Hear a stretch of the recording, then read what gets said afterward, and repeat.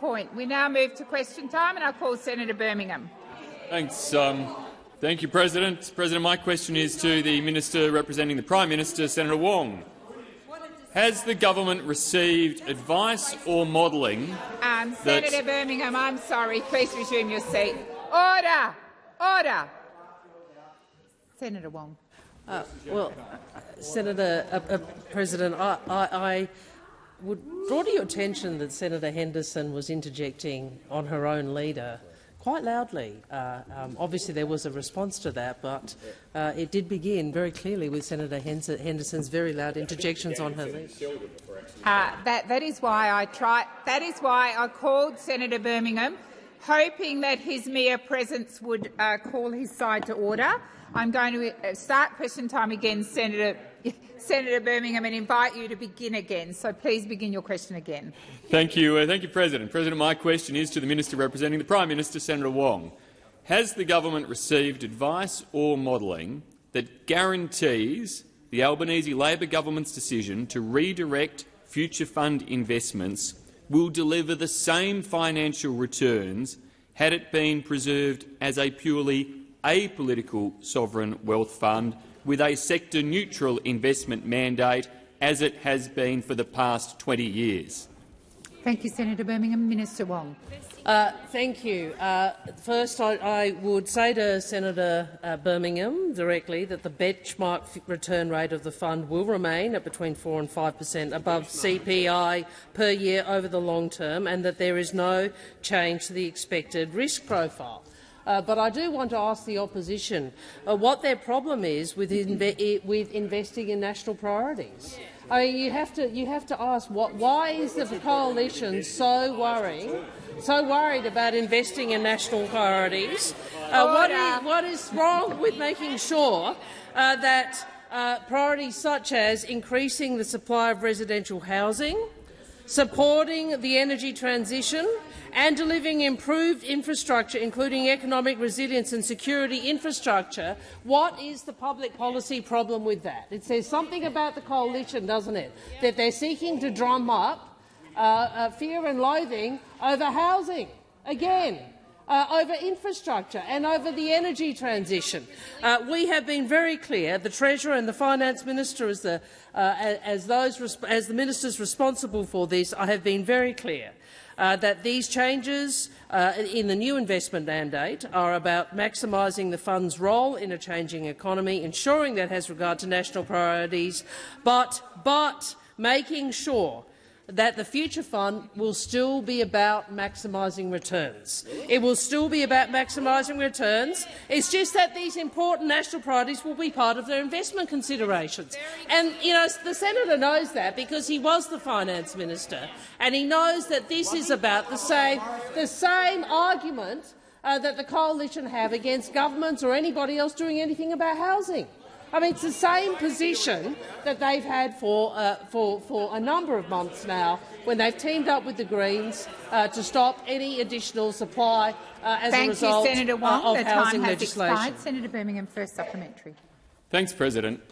For clarity, Minister, is the Future Fund and the government's objectives for it purely about maximising returns first, or are you seeking to redirect Future Fund investments to the government's priorities rather than focusing on achieving that maximising of investment first and foremost? Minister Wong. I wonder if I'm happy to answer the question, Senator Hume, and I wonder if you've actually read what was released today, because what is the Finance Minister and the Treasurer have been very clear about a new investment mandate, very clear about a new investment mandate. It is clear that the fund is still about maximising returns, but these important national priorities will be part of their investment considerations. That is not a difficult proposition. It appears to be for the opposition, though, who are allergic to investment that might actually drive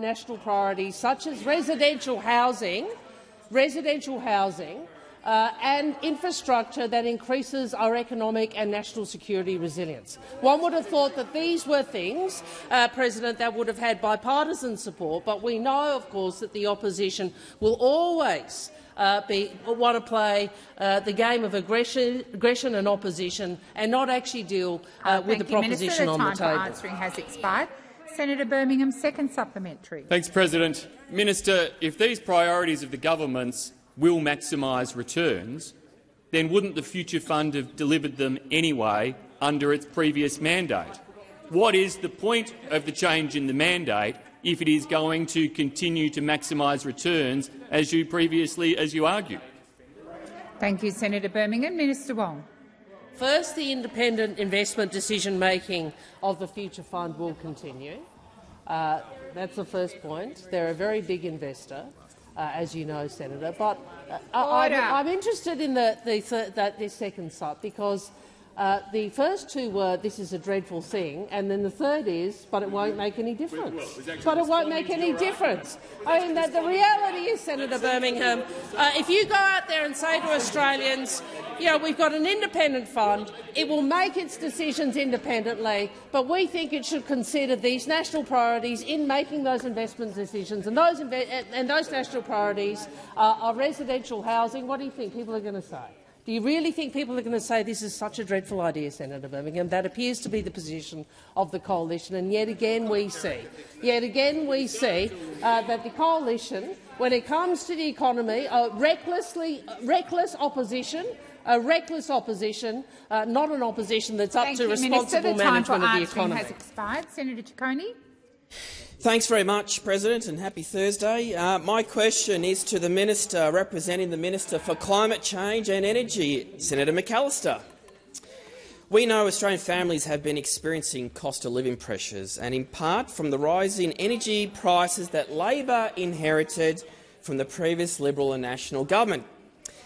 Now, Minister, how is the Albanese government's commitment to tackling energy price pressures, such as providing every single Australian household a $300 rebate on their bill, helping these Australian households? Minister McAllister. Thank you, President. Well, we do know that Australians are working hard right now. They're working hard to keep their budgets on track, and some Australians are doing it tough. And what it means is that every little bit counts. And it is why our government's #1 priority is helping Australians with cost of living challenges. And so over the last few weeks, many Australian families will have received an electricity bill, and every single one of those bills will be cheaper as a consequence of this government's energy price relief policies. More than 10.7 million Australian households have now received a Commonwealth rebate on their energy bills. More than 1 million small businesses have also received a rebate. It is part of a $3.49 billion investment by the Albanese government, and the most recent inflation data from the ABS showed that the government's rebates are having a direct impact on bills and on inflation. So, according to the ABS, electricity prices have fallen 12.3% since June 2023. And without Labor's Energy Bill Relief Fund, electricity prices would have increased 15.4% in that same period. And this means more money in the pockets of Australian families. Our government's energy bill relief supports the investments we're making in the longer term to put downward pressure on energy prices. On the 30th of October, we hit the highest renewable penetration recorded at nearly 75%. It was the third record broken in quick succession. South Australia and Tasmania already regularly meet more than 100% of their operational electricity demand from renewables. Labor is supporting the build-out of firmed renewables, and that is because they are the lowest cost form of new generation. Thank you, Minister. Senator Ciccone, first supplementary. Thanks very much, President, and thank you, Minister, for that answer. And I do note that it is almost 2 years since the Liberals and Nationals voted in this place, the very chamber, against the government's plan to deliver energy relief for millions of Australians, including pensioners, pensioners, veterans and many low-income families. Now, Minister, what further steps has the government taken to put downward pressure on power prices during this time? Minister McAllister. Well, thank you, President. And Senator Coney is right to remember that in 2022 the Coalition voted against energy bill relief for pensioners, low-income families, veterans and some of our most vulnerable households. They opposed our plan. Please continue. Senator Colbeck, it's not like you to be so vocal, but I've called you a lot this week, and I'm asking you to listen in silence. Minister McAllister. Well, senators will also recall. Go and get a cup of tea. Next thing you want another 6 Order. It's that aged care legislation. I've called the minister. Minister McAllister. Well, senators will also recall that they opposed our plan. Those opposite opposed our plan to cap coal and gas prices. Well, wholesale electricity prices are currently around $48, and that is less than a fifth of the $286 they were when the Coalition left office. And one of the most important interventions that our government is making is actually restoring certainty and policy predictability to the energy market after a decade of division and disunity. Well, recently we've seen more evidence of the disunity, with Senator Canavan saying net zero is dead, the member for Hinkler calling for the Coalition to reconsider policies around net zero. Thank you, Minister. It's back to the future with this time lot. has expired. Senator Coney, second supplementary. Thank you very much again, President. Now, according to many Australian energy experts like EMO and CSIRO, firm renewables are the cheapest form of energy and put downward pressure on prices. Order. No.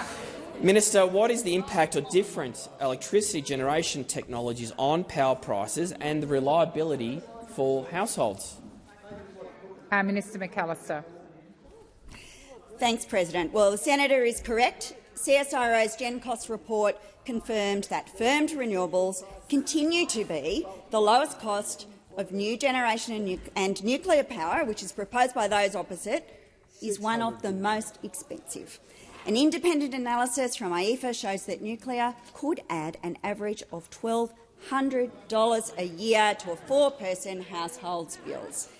Now, one of the very big questions that those opposite are yet to answer is how they would ensure that affordable and reliable energy was available during the decades that it would take to build taxpayer-funded nuclear power plants. Order. Well, as the chair of the AER explained to a House committee a few weeks ago, nuclear can't really fill the role of coal. Coal can't last until you'd have nuclear power available. And she went on to say, we see the reluctance of coal-fired generators to offer contracts now because they're worried about the reliability of their Thank you, Minister. Senator Hume. Madam President, my question is to the Minister for Finance, Senator Gallagher. The announcement this morning that the government will break bipartisan consensus on the Future Fund and direct it to invest in the government's political agenda is gravely concerning. Former chair of the Future Fund, David Murray, said that this change will lead to boondoggle budgeting. Why is the Albanese government robbing Australia's sovereign wealth fund to prop up Labor's priorities, which just so happen to align with the policy areas in which you are failing? Thank you, Senator Hume. Minister Gallagher. Thank you. Thank you very much, President. And it does seem that this change to the investment mandate has really exercised those opposite. A statement of expectations that hadn't been updated in 15 years and a new investment mandate. Order! Order! Minister Gallagher, please resume your seat. Senator, order! Order! Order! Minister Gallagher, please continue.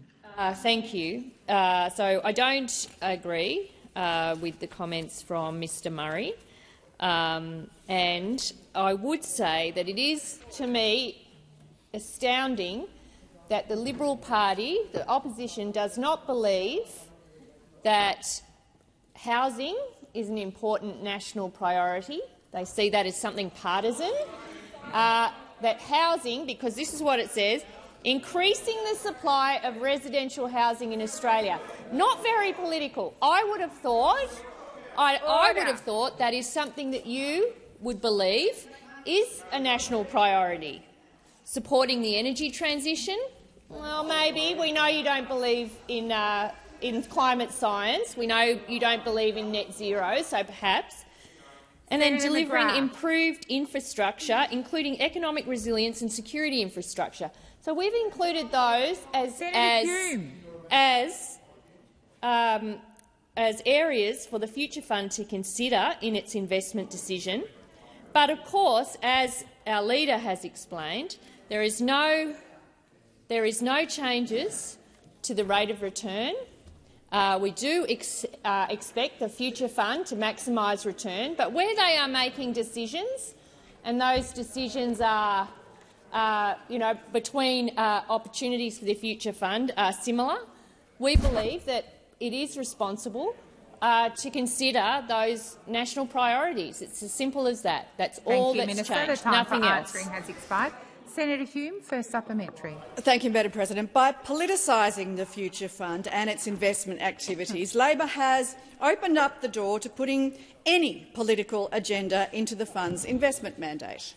Will the government rule out directing the Future Fund to divest from any asset classes or investments? Thank you, Senator Hume. Minister Gallagher. As you can see, the decision today is about areas where the Future Fund is making investments, and it is. I strongly don't believe, as you have put it, that this is politicisation of the Future Fund. Like, what a load of rubbish! What a load of rubbish! So something that was established 2 decades ago can never, ever be changed under any circumstances. How ridiculous is that? Why have an investment mandate? Why have a statement of expectations? Why do they exist? They exist so that shareholders can update, if they choose, and provide further advice or information to— Minister, please resume your seat. Senator Birmingham. President, point of order on direct relevance. Senator Hume's question was specifically about divestment. Senator Gallagher has come nowhere close to questions of whether the government would direct them to divest. Thank you, Senator Birmingham. And, the question also included politicising the fund, but I'll remind the Minister of the narrowness of the question, but I do believe she's being relevant. Minister. The changes that have been outlined in the investment mandate and the statement of expectations are about where the Future Fund is considering investments. It's not about divestment. That is not covered in any way in the changes that have been made to date. The time for answering has expired. Senator Hume, second supplementary. Madam President, if the Future Fund does not invest in Labor's political policies following your interference, can the government rule out further direction to the Future Fund to force them to invest in your priorities? Thank you. Minister Wong. President, I think she's perfectly capable of it. Oh, order. I've got the minister on her feet. Order. Minister Wong. Generally, I don't ask you to rule on hypothetical questions, but that was an entirely hypothetical question. From the beginning goes if, and then a set of propositions, neither of which are factual. So I would say to you it actually does infringe the standing order. Senator Birmingham. Thanks, President. On the point of order, the question goes to the intent of government policy, as has been announced in the last 24 hours, and the consequences if that intent of the government policy is not actually achieved. It's perfectly reasonable to be asking the government and the minister a question about the consequences if their publicly stated intentions are not met. Thank you, Senator Birmingham. I'll just seek the advice of the clerk.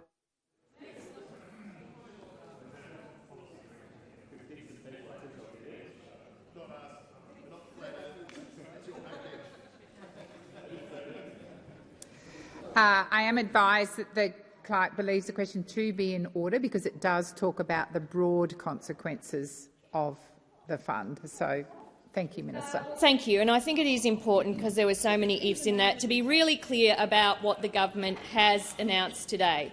The government remains committed to the Future Fund's independence and its commercial focus. There are no changes being proposed here to the existing benchmark rate of return or the risk profile. The government will not be directing specific investments being made by the fund. The fund and its board will continue to make its decisions about investments independently, and its primary objective will be to maximise returns. Thank you, Minister. Senator Barbara Pocock. Question is to the Minister for Finance, Senator Gallagher.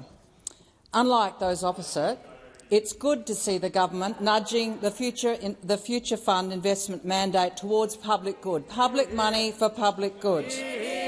However, nothing is being done to get investment out of destructive industries. Private investment funds increasingly face member criticism for making investments in fossil fuel companies that contradict their own net zero targets. Our $230 billion sovereign fund invests billions in Australia's biggest fossil fuel companies. The science is clear. We cannot keep expanding coal and gas if we want to keep global warming below 1.5 degrees. The Future Fund has a clearly stated purpose to invest for the benefit of future generations. Minister, when will your government direct the Future Fund to stop investing in fossil fuels, which are wrecking the future of our kids? Thank you. Order. Order. Order. Minister, I haven't called you yet. I'm waiting for order across the chamber. Minister Gallagher. Thank you. I thank Senator Pocock for the question. That is not any part of the changes that we have made through the investment mandate or the statement of expectations. We are not including any changes about any restrictions further than what exists now in relation to investments in the Future Fund. We believe that the independence of the Future Fund should be maintained, that the board needs to make those decisions based on investment advice, including the rates of return. They obviously have a responsibility to report, and we've made some changes there to increase reporting about particular investments in a way that provides more information to the public. And I would say that the Future Fund is one of Australia's biggest investors in renewable energy already, and we believe that setting out these new areas for the Future Fund Board of Guardians to consider when they're making decisions is an important change to the current arrangements, and will strengthen the role and future of the Future Fund. Thank you, Minister. Senator Pocock, first supplementary. Thank you, Minister. Investment exclusions are not new for the Future Fund. It is not sector neutral. In 2013, under pressure from the Greens, the Future Fund made the decision not to invest in tobacco because of the harm it causes. It doesn't invest in cluster munitions, and thank heavens for that. Coal and gas are the tobacco of today. Your government is pushing the fund to invest in social goods, housing, renewables, infrastructure. Why stop there? We need to stop bad investments too. How can you justify not directing the fund to divest from fossil Senator fuels? Pocock. Time for asking has expired. Order. Minister Gallagher. Thank you. The Future Fund, as Senator Pocock outlines, has an exclusions list under its ESG risk management policy, but investment decisions of the Future Fund are made by the Future Fund Board of Guardians independently from government in accordance with the fund's investment mandate. And under the Future Fund Act of 2006, the responsible ministers must not give directions to the Future Fund to invest in a particular financial asset. So we are not making any changes to that, Senator Pocock. Our focus has been on increased transparency and information about the investments the Future Fund has, increased reporting against that ESG framework, and now just providing 3 national areas of priority for the Future Fund to consider when they are making their investments, mindful that no change has been made to the rate of the return or risk profile for the Future Fund.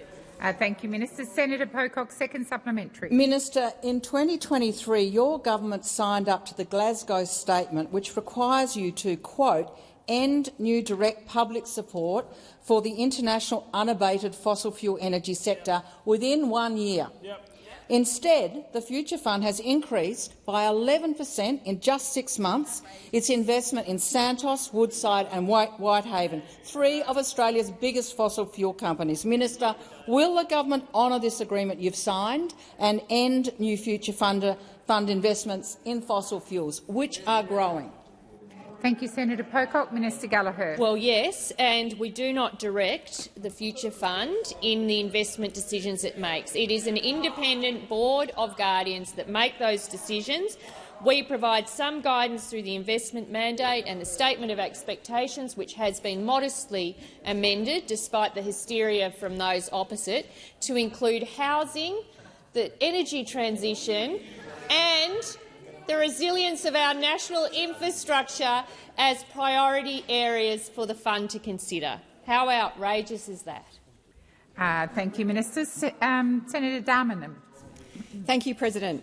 My question is to the Minister representing the Minister for Health and Aged Care, Senator Gallagher. Australia marked the 40th anniversary of Medicare this year, 40 years of healthcare for all Australians.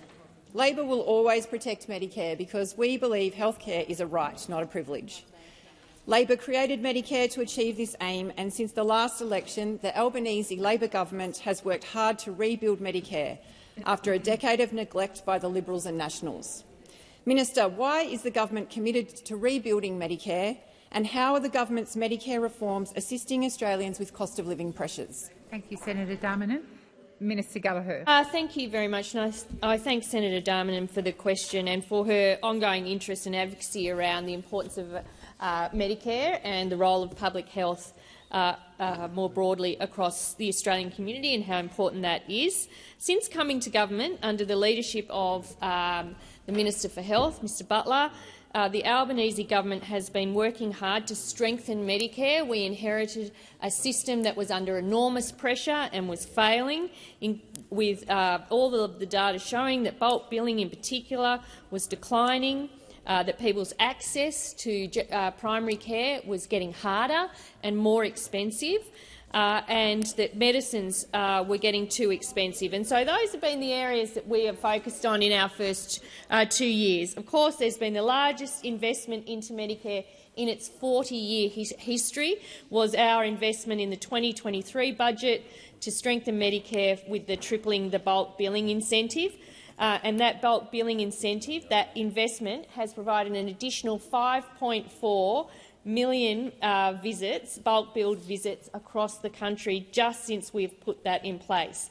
We have also seen the success of the Medicare urgent care clinics.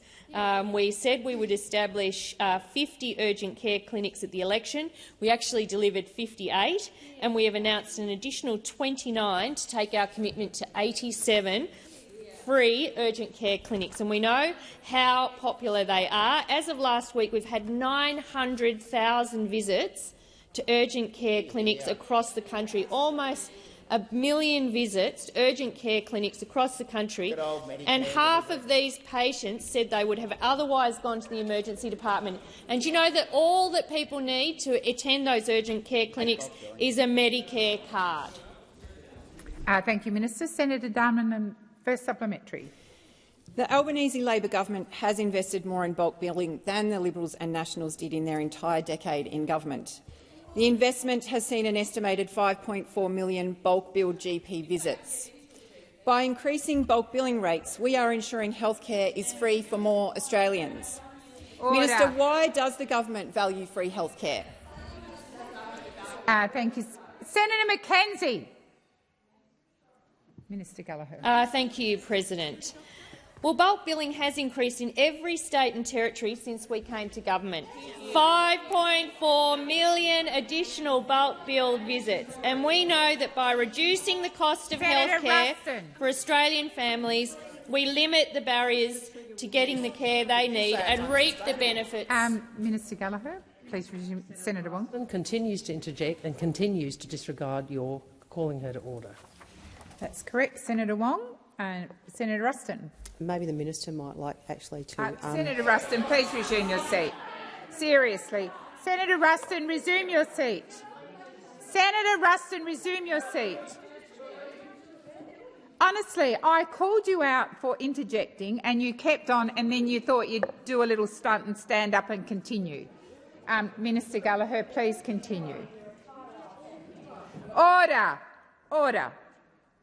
Minister Gallagher. Thank you. And the difference between us, President, invest in Medicare, invest in bulk billing, invest in urgent care clinics, and those opposite, where they wind back indexation, they freeze rates, they try to introduce a GP tax. We'll never forget that. Who was that?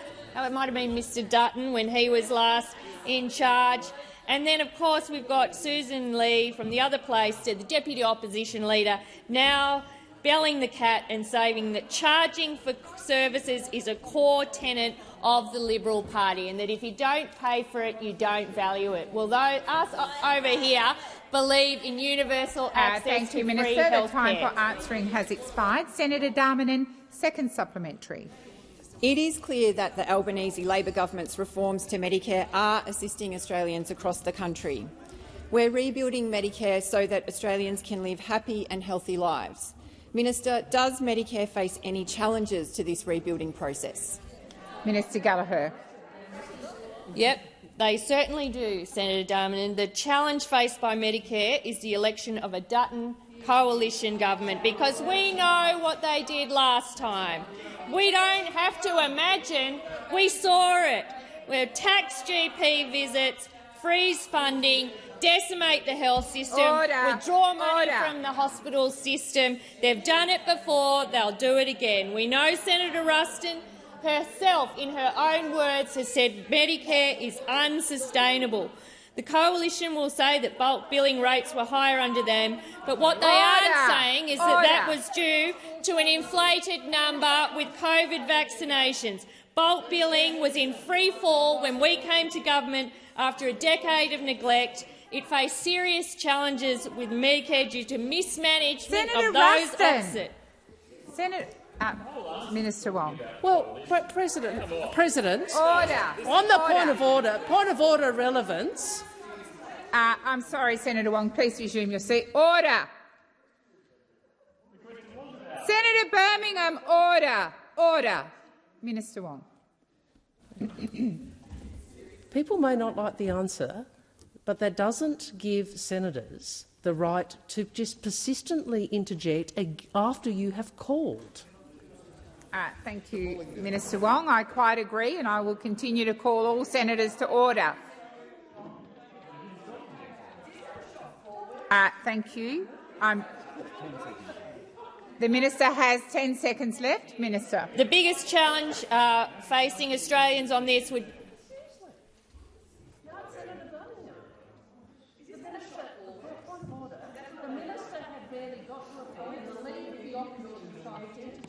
I have asked for order, and I will ask for order again. The minister has the right to be heard in silence. Minister Gallagher.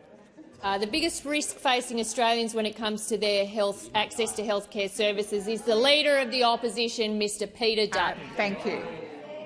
When you are silent. Senator Ruston, you can either leave the chamber or listen in silence. That's the choice. Senator Tyrrell. Thank you, President. Appreciate your time. My question is for Senator Watt, representing the Minister for Education, regarding the Wage Justice for Early Childhood Education and Care Workers, Special Account Bill 2024. If passed, there will be a wage increase for childcare professionals through a worker retention payment with a wage increase above the modern award rates over 2 years. Providers opt in by applying for the payment. The cut-off for application falls at the end of this month. Not every childcare centre will be applying for this grant, for a variety of reasons, but I'd like to know how many of the country's almost 9,000 childcare centres have so far applied for this grant. Thank you, Senator Tyrrell. Minister Watt. Thank you, President, and thank you, Senator Tyrrell, for your interest in this matter. I take it from what you've said that you're supportive of what the government is doing, and that's very welcome to see. I'm sure that you, like all of us on this side of the chamber, agree that our early childhood education and care workers have been grossly undervalued in their pay rates over many years. They obviously perform incredibly important work for families, for children and for our economy as a whole, because of the important education and learning that they impart on our kids from a very early age. And that is why our government has agreed to a 15% wage rise over 2 years for early childhood and education workers across the country. As you've indicated, over the last couple of months, a number of departments, including mine and the Department of Education that I represent here, have been working with employers and employer groups about the implementation of this policy. There has been some excellent progress made around the industrial arrangements that need to be reached in order to qualify for this worker retention payment, but I'd certainly be happy to talk further with you about any concerns that you're receiving from any employers who are finding that process difficult. Thank you, Minister. Senator Tyrrell, first supplementary. Thanks, President. So nobody's applied yet. Thank you. The government's funding commitment towards this is only for 2 years. Some of the enterprise agreements or other arrangements negotiated go beyond 2 years. So providers will be agreeing to wage increases without any certainty on how they will be funded in the future. Does the government think that the short-term incentive on offer is enough to recruit and retain childcare workers? Thank you, Senator Tyrrell. Excuse me, Minister Watt. Thanks, Senator Tyrrell, and I wouldn't interpret my previous answer as saying that none have applied. As I say, there has been a lot of work undertaken with employers, employer groups and relevant unions around introducing this policy and making sure that it works properly. We are confident that on the basis of the agreement that's been reached with a wide range of employers in the sector, that the settlement of this and the implementation arrangements will work and will give employers the confidence to be able to pay their workers that worker retention payment that the government is funding, I might add. Only a Labor government is funding, of course, because we value those early childhood education and care workers. So I'm confident, based on the feedback that I've received from the sector, that where we've got to does provide confidence to employers that they can enter into those arrangements. As I say, if you're hearing to the contrary, I'd be happy to have a chat with you about that. Thank you, Minister. Senator Tyrrell, second supplementary. Family daycare and in-home care providers are not eligible for this worker retention payment. We are told that the government is working closely with these sectors to learn how best to support their workforce. Why aren't these providers involved in this scheme? And when will the 7,000 childcare services that aren't eligible for this scheme be protected with similar wage increases? Thank you, Senator Tyrrell. Minister Watt. Thanks, President, and thanks, Senator Tyrrell. As I've indicated, the government's focus to date has been on long daycare centres, on after-school, outside-of-school hours care centres. That's our focus up until now. I did hear, I think it was Senator McKenzie, say that it was a good question that you asked. It's interesting coming from a member of the opposition because, of course, they did nothing about early childhood wages for the 10 years they were in government. They did nothing about the spiralling cost of childcare for Australian families they were in government. So, as usual with Senator McKenzie, they're very wise when they're in opposition. They're just not very good when they're in government. Oh, I'm sorry, Senator Tyrrell. Thank you. I understand why. I'd just like to redirect as to are they going to be included at some point, Is it a point of order, Senator Yeah, Tyrrell? apologies. Point of order. Senator Watt, I will direct you back to the question. Thank you. Thanks, Senator Tyrrell. Look, we will obviously give these kind of things consideration going forward, but our focus has been to date on the long day care sector and the outside of school hours care sector. There may be other sectors that I've forgotten, but that's been the primary focus. But we'll give these kind of things consideration going forward, and again, happy to discuss those matters with you. Thank you, Minister. Senator McKenzie. Thank you. My question is to the Minister representing the Treasurer, Senator Gallagher. Minister, will the Albanese Labor government ever allow Australians to access their superannuation to invest in housing? Thank you, Senator McKenzie. Minister. Thank you. Well, that isn't part of our housing agenda. It hasn't been. We have been, and it's not part of our super agenda, I should say that. We're about strengthening superannuation, making sure that the superannuation guarantee has continued to increase, and also paying super on PPL, making sure that women who have taken time out of the workforce to care for children and receiving PPL get superannuation paid on that. That has been our focus. Of course, we've got the high balance superannuation changes we'd like to get through the Senate as well. I'm giving you an outline of our superannuation policy.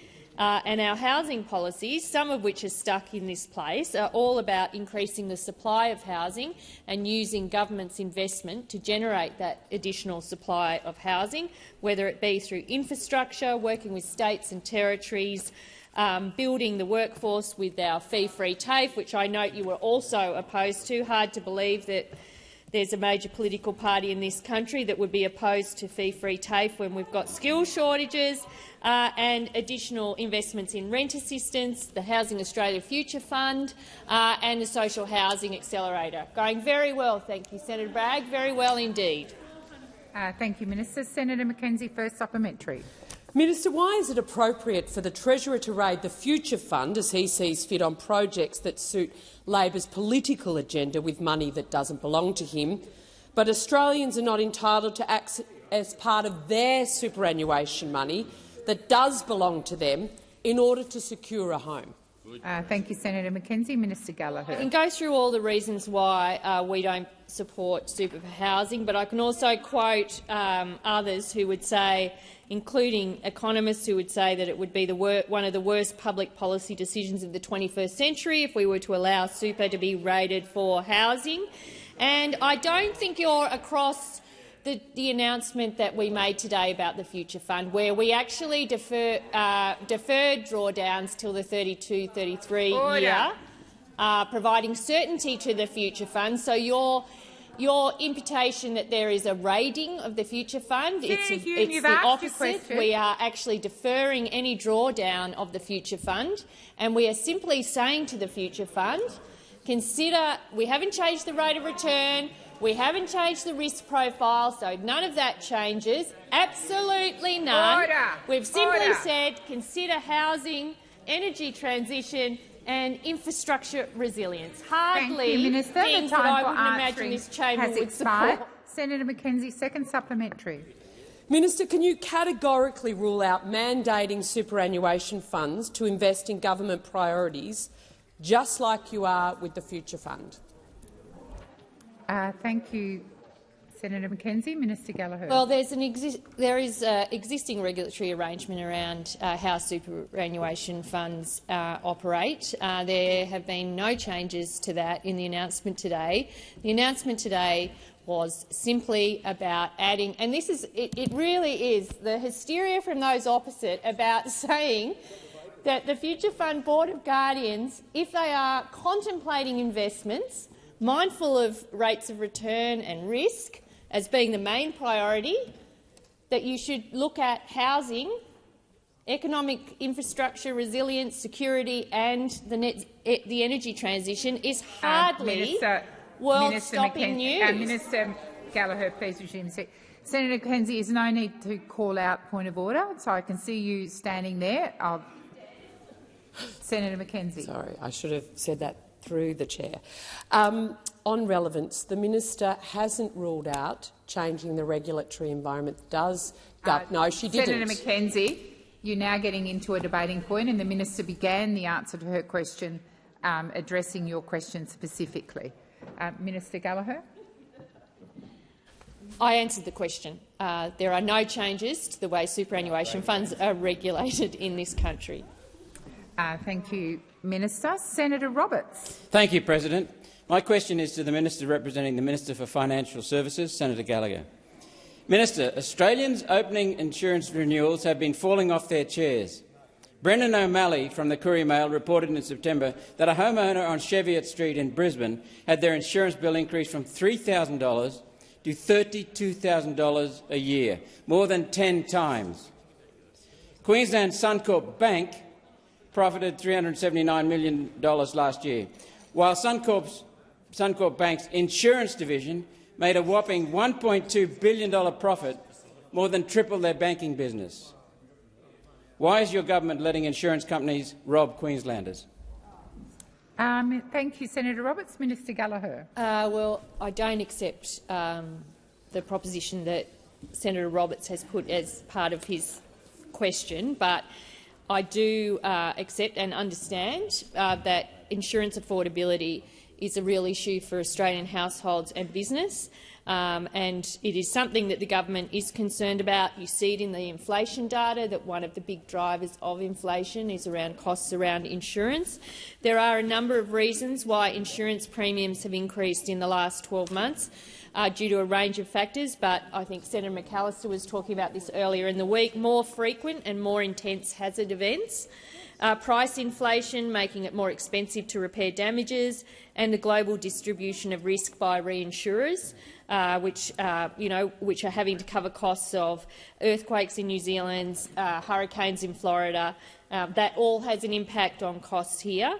The government has established an insurance affordability and national hazard risk reduction task force within the Department of PM&C to address the impacts of climate change and inflationary pressures that are driving up the cost of insurance. So this is something that we are looking at what further steps the government can take, working with industry stakeholders through the task force to look at what steps can further be taken, including, I know the insurers always raise this with me, which is risk mitigation, land use planning, as well as other near-term opportunities to address affordability.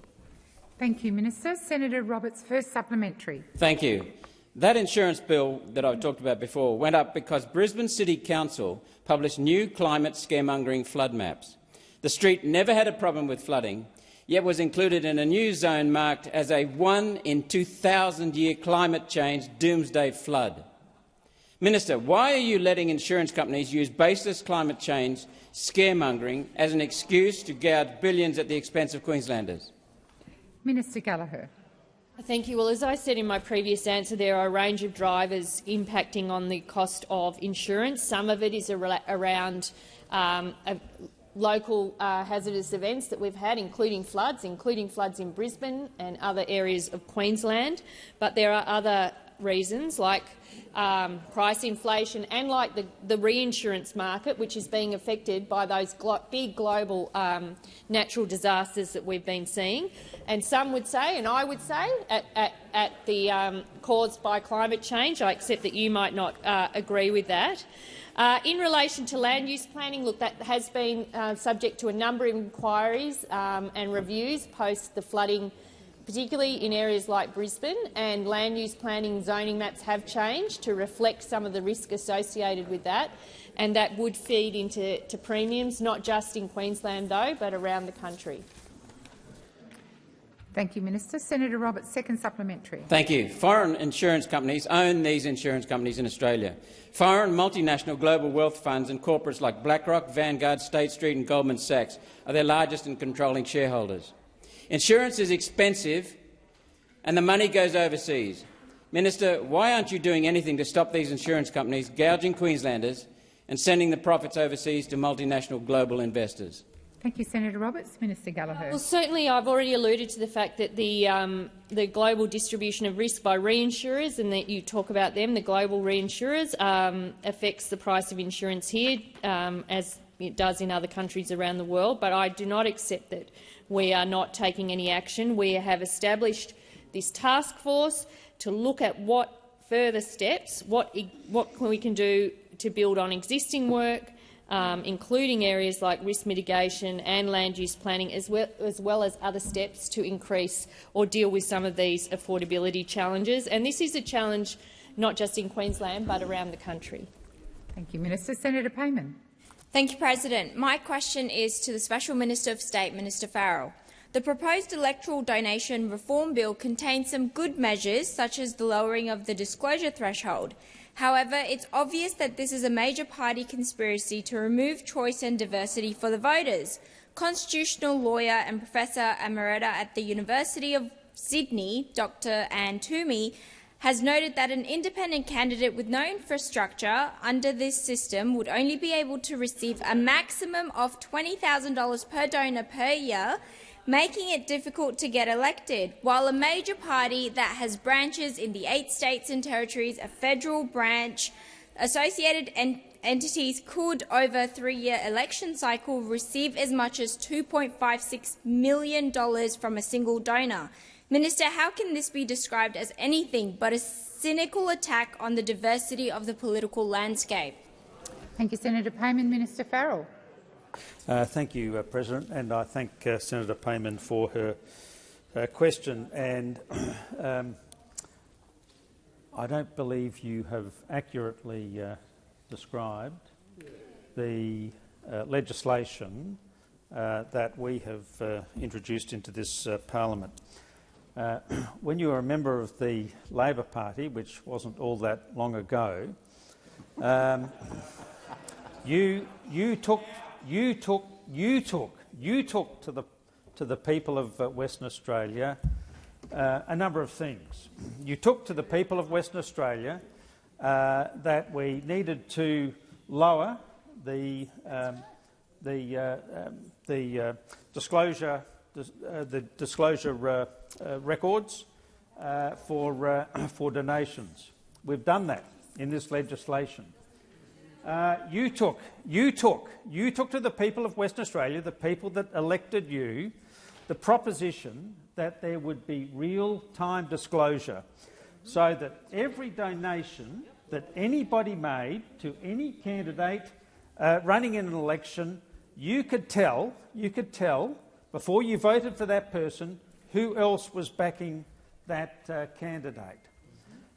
You took to the people of Western Australia the proposition that we needed to cap donations, and we've done that. We've done that. We've capped donations, not in the way you've just described. You haven't accurately, I think, understood the legislation that you took to the, or the proposal that you took to the people at the last election. But we have capped the amount of money that people can donate, and we've done it equally for everybody. This is levelling the playing field. This is levelling the. Thank you, Minister. The time has expired. Senator Payman, first supplementary. Please stop misleading the Australians, Minister. The ABC reported on 14th November that the increase of the election funding rate to $5 per vote would net the major parties nearly $20 million based on last election's primary votes. Minister, are these reforms tackling big money, or is this just the redistribution of electoral wealth in favour of the major parties that fences off the playing field more than it does level it? Senator Payman, technically this level of detail about a bill before the parliament is out of order, but I will invite the minister to answer in whatever way he wishes. Thank you. Thank you, President, and thank Senator Payman for her first supplementary question. I didn't quite get through all of the other things that you supported going into the last election.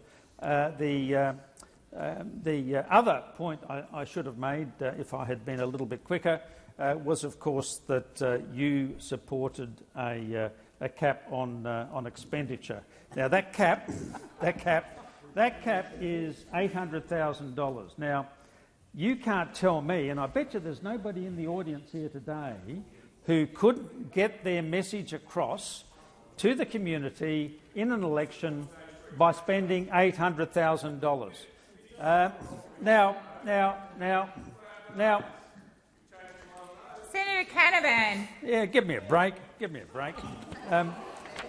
Now, there is a price. There is a price to pay if you want democracy to work in this country. Thank you, Minister. Time. Senator Payman, second Order. Order. Senator Payman, I haven't called you. Senator Payman, second supplementary. Maybe I should stop expecting answers here. Minister, can you explain to Australians why a bill like this can be rushed through without an inquiry or scrutiny, but the ALP's promised HECS relief has to wait until the next election? Minister Farrell.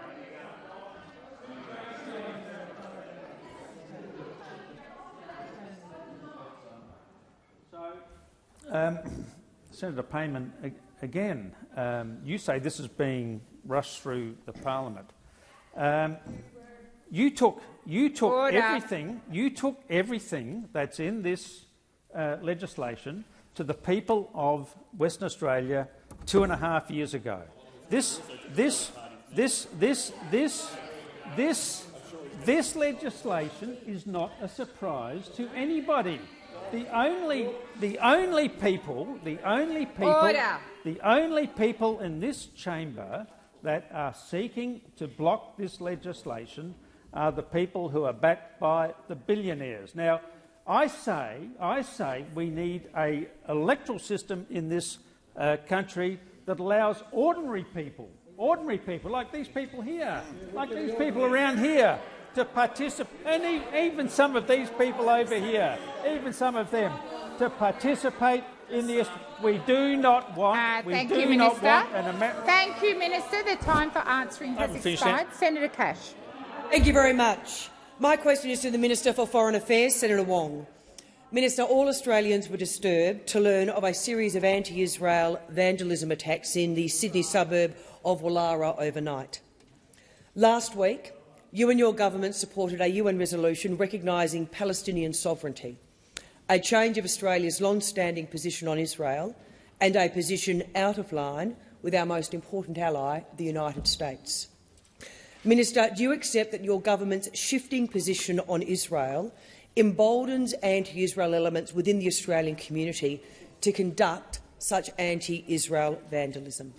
Minister Wong. Order. Thank you, President. I want to make clear I unequivocally condemn what we saw last night in Sydney. Unequivocally condemn it. The intimidation, violence, the intimidation, violence, destruction of property is unacceptable. It's unacceptable in this country, and we know that these actions are designed to incite fear, create fear. And they cannot be tolerated. I say again, there is no place, as I've said many times, there is no place for anti-Semitism in this country. I have always stood against anti-Semitism. I have always stood against prejudice, and I always stand for a country in which the diversity of the Australian community are and feel safe. Now I'm asked about a separate issue. Which is why we voted the way we did in the Fourth Committee vote at the UN General Assembly. We use our vote in the UN system to progress, do what we can to work with others to progress the cause of peace. The vote is consistent with the priority we place on building momentum towards a two-state solution, which previously had bipartisan support. Thank you, Senator Wong. Senator Cash, first supplementary.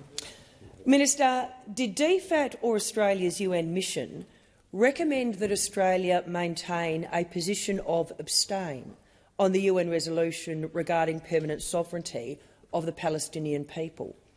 Why did you overturn their recommendation? Minister Wong. As I said in the answer to the first question, the vote is consistent with the priority the Albanese government places on building momentum towards a two-state solution. I know that those opposite have not taken the same view. Neither have the Greens. But we do believe, as do the majority of the international Minister community— Wong, please resume your seat. Senator Cash. It's a point of order in relation to relevance. The question was specific in relation to the DFAT or Australia's UN mission recommendation to the Albanese government, and did you overturn that recommendation? Thank you, Senator Cash. The minister is being relevant. Senator McKenzie, I have called for order. Your constant interjections are disrespectful and, quite frankly, really annoying. So either listen in silence or leave the chamber. Minister Wong, please continue. The vote in favour of this resolution by Australia was alongside more than 155 members of the international community, including the United Kingdom, Germany, France, Japan and New Zealand. Order. Order. Order. Minister Wong, had you finished your question? Senator Cash, second supplementary.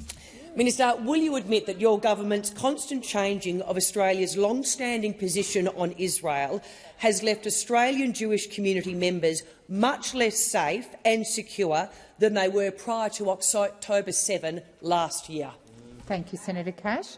Minister Wong. We will always stand against anti-Semitism, and we always have. Senator O'Neill. Thank you very much, President. My question is to the Minister representing the Minister for Education, Senator Watt. Education is one of our proudest national assets, and Australians expect governments to safeguard it. Unfortunately, shonks and crooks seeking to exploit international students have been undermining the quality and the integrity of our system. How is the Albanese Labor government improving the integrity of the education sector while increasing accessibility for Australians? And why are these reforms so important? Senator Watt. Well, thank you very much, Senator O'Neill, for a very important question to end the week on, because Australia's education system is the envy of the rest of the world. But that doesn't mean that we can't improve it, so it continues to deliver for students and for our country. And that's why the Albanese government has taken the responsible step to return the number of international students to a sustainable level and to bring integrity back to our tertiary education sector. Now, all week, Australians have been scratching their heads about why Peter Dutton and the Liberal Party have recklessly reversed their support for international student caps while cracking down on the shonks and crooks who feed our international education system. Well, this morning we got our answer, and it's sitting right around there. A story in the Nine newspapers titled "Senior Liberal Headlines Event for Student Visa Agents Before Tanking Migration Bill" lifted the lid on the real reason the coalition has reversed its position. The article states coalition frontbencher Sarah Henderson, hello Sarah, headlined an event for migration agents and private colleges and launched a new brand for a Liberal Party member who helps international students extend stays in Australia just a month before dumping Labor's bill to crack down on the private education sector. Well. Senator Henderson can now add brand ambassador to her long list of careers. The article goes on. Henderson, who leads the opposition's education policy, spoke at the private forum attended by dozens of agents, some of whom have had restrictions imposed on them by the tertiary education regulator or helped international students appeal their visa rejections. And then the kicker. Some of the companies are also Liberal Party donors. And there you have it. Senator Henderson and Mr Dutton have recklessly changed their position on this bill to a few dodgy donors. Thank you, Minister Watt. Senator O'Neill, first supplementary. Thank you, Minister, for that answer. We do know that education plays a crucial role in getting people into well-paid, secure jobs. Now, I note that Mr Dutton and the Liberals have described free TAFE as wasteful spending and student debt as profoundly unfair. Why is the Albanese Labor government making TAFE and university more affordable for students, and what challenges to this cost of living support faces so far? Order. Senator Henderson, order. Minister Watt. Thank you, President. Well, we know Australians are under the pump at the moment, and that's why the Albanese Labor government are delivering cost of living relief. It's why Labor is making TAFE courses free, opposed by the opposition, and reducing the burden on students, opposed by the opposition. But an arrogant Mr Dutton and his team call this wasteful spending and say TAFE students don't value their free courses. And they arrogantly think they can say one thing and do another. Because it wasn't very long ago that Mr Dutton called international students the modern version of boat arrivals. And as recently as 2 months ago, Deputy Liberal leader Susan Lee and Senator Henderson, there she is again, said the coalition has maintained the importance of a cap on international students.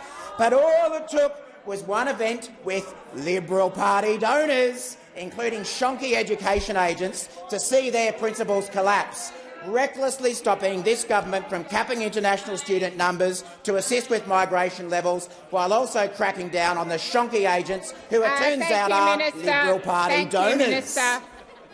Senator O'Neill, second supplementary. Thank you, Minister. And I know that you understand all Australians are feeling the pinch of cost of living pressures. I know that Mr Dutton and the Liberal and Nationals believe if you don't pay for something, you don't value it. How are the Albanese Labor government's education reforms helping to ease cost of living pressure for Australians? And what are the key barriers to delivering these very important reforms? Order. Order. Senator Watt, and please I remind you to address your remarks to the chair. Thank you, President. The Albanese government's free, TAFE and student debt relief policies are helping Australians with cost of living pressures. But just as he opposed all our cost of living relief, Mr Dutton has opposed this relief too. And that's because what we learned this week is that Mr Dutton and the coalition believe that only those who pay for something appreciate the value of it. I'll tell you who else appreciates the value of what they pay for: those shonky migration and education agents who sank Labor's student caps. They know the value of that, and that's why they are prepared to pay the Liberal Party for it. Now, what else is Mr Dutton willing to recklessly change his position on if the price is right? Will a big tech fundraiser change his position on social media age limits? We know Senator Antic wants that. Will a Stuart Robert fundraiser change his position on government IT procurement? Oh, hang on, that already happened. Minister Watt. Senator Henderson. A point of order on imputing motive against me. Senator Watt is falsely claiming that I attended a fundraiser. Point. That is a debating point. Please resume your seat. Senator Henderson. Senator Henderson. I reminded you last week when I called you to order and I asked you to resume your seat to do so. I did that today and you ignored me for 2 times. When I call you to order and ask you to resume your seat, please do so. There is not a point of order. Senator McGrath, I called you a number of times during that question. I'm going to ask you to listen to the remaining few seconds in silence. Minister Watt. The fact is that a reckless and arrogant Peter Dutton opposed every single cost of living measure this government has proposed, and if he's elected Prime Minister, things will get worse for every single Australian except those Liberal Party donors. Minister Wong. Thank you, President. I ask that further questions be placed on notice.